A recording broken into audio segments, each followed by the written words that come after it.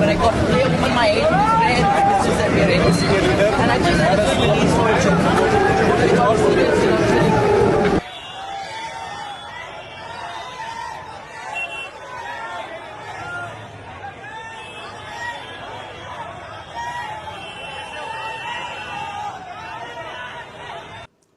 राहुल गांधी इस बात को बखूबी जानते हैं कि तोते में किसकी जान है। वो लगातार प्रधानमंत्री नरेंद्र मोदी पर हमला बोल रहे हैं, मगर वो जानते हैं कि अगर कमजोर नब्ज पर हमला करना है तो गौतम अडानी और मुकेश अंबानी पर हमला किया जाए। राहुल गांधी की जो भारत जोड़ो यात्रा है वो अपने एक निर्णायक मोड़ पर है दोस्तों। अब वो हिंदी बेल्ट में प्रवेश कर रही, यानी कि हिंदी पट्टी में प्रवेश कर रही है, और उन्होंने हैदराबाद में खुलकर मुकेश अंबानी, गौतम अडानी का नाम लिए बगैर प्रधानमंत्री पर हमला बोला। उन्होंने कहा कि हैदराबाद में इतना खूबसूरत एयरपोर्ट है, इनका बस चलेगा तो ये एयरपोर्ट भी गौतम अडानी के हवाले, इनके दोस्तों के हवाले कर देंगे, ऑफ कोर्स बगैर उनका नाम लिए। राहुल गांधी ने किस तरह से हमला बोला, आइए सुनते हैं। नरेंद्र मोदी जी के 2-3 मित्र हैं, नाम आप जानते हो, पूरा हिंदुस्तान जानता है। पूरा हिंदुस्तान जानता है कि इनके जो मित्र हैं, मैं तो हैरान हो गया। आज सुबह मैंने रेवंत जी से पूछा, ये अभी तक हैदराबाद का एयरपोर्ट है, ये उनके हवाले कैसे नहीं हुआ? अब देखना, देख लेना, थोड़ी देर बाद ये उसको उठा के ले जाएंगे। हिंदुस्तान के पोर्ट्स, सड़कें, एयरपोर्ट,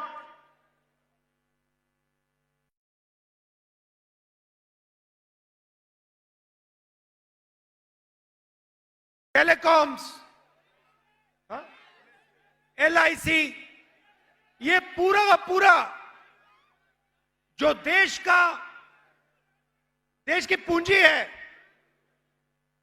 ये सब की सब नरेंद्र मोदी अपने 2-3 मित्रों को पकड़ा रहे हैं। तो सुना आपने, और बात यहां नहीं रुकी दोस्तों।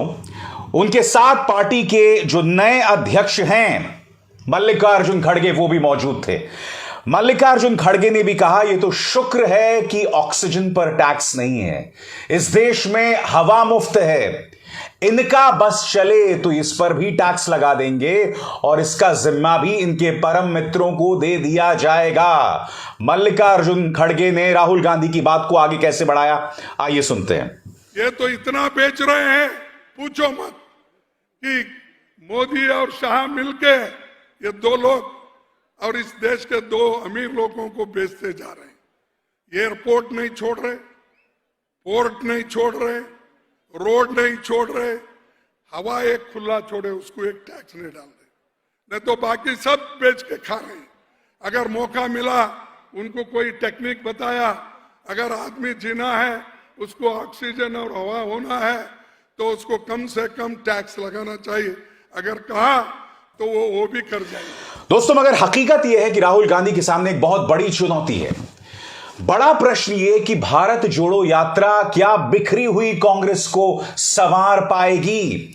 क्योंकि इस वक्त जो कांग्रेस की आलोचना यह हो रही है कि 2 राज्यों में चुनाव है, गुजरात और हिमाचल, और दोनों जगह कांग्रेस को जिस ऊर्जा के साथ मैदान में उतरना चाहिए वो नहीं उतर रही है।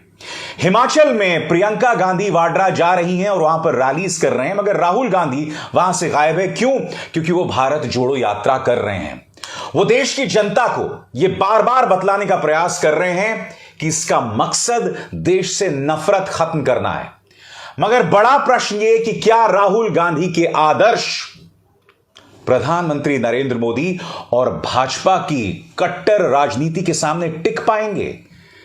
राहुल गांधी अपनी यात्रा के बारे में किस तरह से जनता के सामने संदेश रखने का प्रयास कर रहे हैं, वो भी सुनते हैं दोस्तों। यात्रा नफरत और हिंसा के खिलाफ, बीजेपी और आरएसएस देश में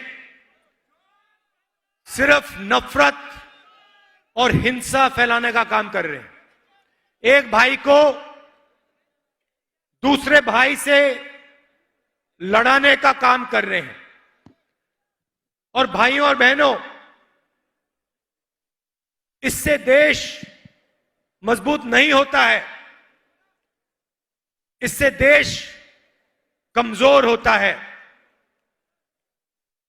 देश की शक्ति देश को आगे ले जाने के बजाय लड़ाई झगड़े में, नफरत में जाया हो जाती है। हमारी यात्रा कन्याकुमारी से शुरू हुई और कश्मीर तक जाएगी। इसको कोई शक्ति, आंधी तूफान बारिश धूप, कोई शक्ति नहीं रोक सकती है। यह सिर्फ एक यात्रा नहीं है, यह हिंदुस्तान की सच्ची आवाज है। आप देखिए, यात्रा में आपको नफरत नहीं दिखाई देगी, मारपीट झगड़ा नहीं हो रहा है, एक भाई दूसरे को गाली नहीं दे रहा है, किसी की पिटाई नहीं हो रही, प्यार से नदी जैसे लाखों लोग एक साथ चल रहे हैं। तो देखा आपने, इस वक्त कांग्रेस मोर्चा इस बात को लेकर उत्साहित है कि राहुल गांधी को जबरदस्त प्रतिक्रिया मिल रही है। वो जहां पर भी गए, जनता का जबरदस्त हुजूम जो है उनके साथ जुड़ा। हैदराबाद के चार मीनार की ये तस्वीरें भी कांग्रेस अपने प्रचार तंत्र के जरिए वायरल करने का प्रयास कर रही है। और जैसा कि मैंने आपको बताया, अब वो प्रवेश करने वाले हैं मध्य प्रदेश की तरफ, अब वो प्रवेश करेंगे उत्तर प्रदेश की तरफ, और धीरे धीरे हिंदी बेल्ट की तरफ ये जो बढ़ रहे हैं। और यहां देखना होगा दोस्तों कि किस तरह की प्रतिक्रिया मिलती है, क्योंकि भाजपा के गढ़ कर्नाटक में राहुल गांधी को बहुत शानदार प्रतिक्रिया मिली है। मगर राहुल को यह बात को समझना पड़ेगा कि उनकी चुनौती सिर्फ भाजपा की तरफ से नहीं है, जो अपने आप में बहुत मुकम्मल मशीनरी है। उन्हें चुनौती मिल रही है क्षेत्रीय क्षत्रपों से, यानी कि जो रीजनल बाहुबली हैं, क्षेत्रीय स्तर पर, राज्य के स्तर पर जो बड़े बड़े राजनेता हैं। और यही वजह है कि हैदराबाद की जमीन पर खड़े होकर वो के चंद्रशेखर राव पर हमला बोल रहे थे, टीआरएस पर हमला बोल रहे थे।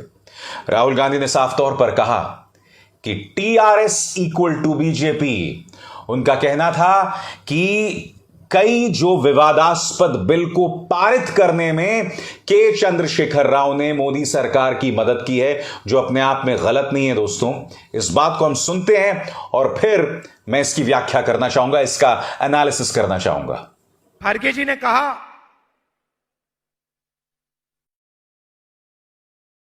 पार्लियामेंट में जब भी बीजेपी कोई बिल लाती है, उन्होंने 3 किसान, काले किसान वाले कानूनों की बात की। मगर जब भी लोकसभा में, राज्यसभा में बिल आता है, टीआरएस बीजेपी का एकदम समर्थन कर देती है। और अगर विपक्ष कोई मुद्दा उठा रहा है,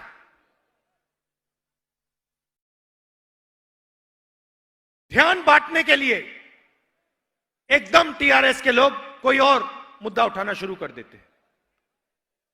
भाइयों और बहनों, बीजेपी और टीआरएस एक साथ काम करते हैं।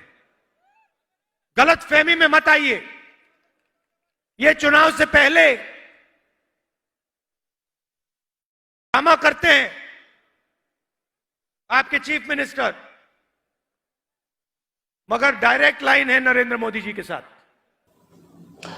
तो राहुल गांधी ने जो बात कही वो काफी हद तक सही है, मगर हकीकत यह भी है दोस्तों कि पिछले कुछ अरसे से के चंद्रशेखर राव की राजनीतिक महत्वाकांक्षाएं बढ़ रही हैं। वो ममता बनर्जी से मिलते हैं, उद्धव ठाकरे से मिलते हैं, अरविंद केजरीवाल से मिलते हैं, अखिलेश यादव से मिलते हैं, बिहार जाते हैं, वहां पर नीतीश कुमार के साथ प्रेस कॉन्फ्रेंस करते हैं। और वो लगातार इस तरह की मंत्रणाएं कर रहे हैं, क्योंकि कहीं ना कहीं के चंद्रशेखर राव भी उस महत्वाकांक्षा को पालते हैं। इसलिए भी राहुल गांधी टीआरएस पर हमला बोल रहे हैं। और अगर आपने एक बात पर गौर किया होगा कि सोशल मीडिया पर, ट्विटर पर, फेसबुक पर टीआरएस बहुत एक्टिव हो गई है, यहां तक कि वो अपने संदेश हिंदी में दे रही है। मुझे यह भी बताया जा रहा है कि टीआरएस में जल्द एक बड़े किसान नेता शामिल होने वाले हैं और किसानों को लेकर टीआरएस देश भर में एक बहुत बड़ा कार्यक्रम चलाने वाली है। यानी कि के चंद्रशेखर राव की राष्ट्रीय महत्वाकांक्षाएं हैं। मैं आपको ले चलना चाहूंगा 1984 की तरफ। 1984 में इंदिरा गांधी की हत्या के बाद जब कांग्रेस को 400 से ज्यादा सीटें मिली थीं, तो आप जानते हैं कांग्रेस के बाद सबसे ज्यादा सीटें किसकी थीं? एनटीआर की, एनटी रामाराव की, जो उस वक्त आंध्र प्रदेश की पृष्ठभूमि के थे। और उस वक्त एनटीआर ने लगातार कोशिश की थी कि एक गैर कांग्रेसी मोर्चा खड़ा किया जाए। उनकी अपनी राष्ट्रीय महत्वाकांक्षाएं बढ़ गई थी, बिल्कुल उसी तरह से जैसे कि आज के चंद्रशेखर राव की राष्ट्रीय महत्वाकांक्षाएं बढ़ गई हैं। मगर उस वक्त एनटीआर जो हैं वो आंध्र प्रदेश की जो अपनी राजनीति है उन गलियारों में भटक कर रह गए थे और जो गैर कांग्रेसी मोर्चा था उस मोर्चे के चेहरे के तौर पर वीपी सिंह उभर कर आए थे। बड़ा प्रश्न ये कि क्या चंद्रशेखर राव को बाकी नेताओं का साथ मिलेगा? मुझे नहीं लगता दोस्तों, क्योंकि आप जानते हैं अरविंद केजरीवाल की अपनी महत्वाकांक्षाएं हैं। ममता बनर्जी पिछले कुछ दिनों से नर्म हो गई हैं, प्रधानमंत्री की भी तारीफ करती हैं, आरएसएस की भी तारीफ करती हैं। मैं नहीं जानता हूं ममता दीदी को क्या हुआ, वैसे उनकी भी महत्वाकांक्षाएं थी। आपको याद होगा उत्तर प्रदेश के चुनावों में अखिलेश यादव के मंच पर कितनी बार उन्होंने फुटबॉल खेला था और वो ये भी महत्वाकांक्षाएं पाली हुई थी कि बनारस में साल 2024 में प्रधानमंत्री नरेंद्र मोदी को सीधी टक्कर देंगी लोकसभा चुनाव में। अब वो टक्कर होगी या नहीं ये तो वक्त बताएगा, मगर महत्वाकांक्षाएं तो हैं। और इसी तरह की महत्वाकांक्षाएं कई क्षेत्रीय नेताओं की है।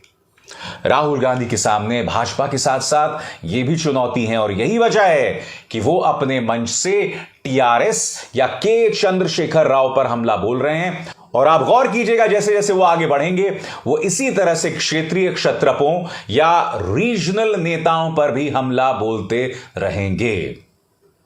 अभिसार शर्मा को दीजिए इजाजत। नमस्कार।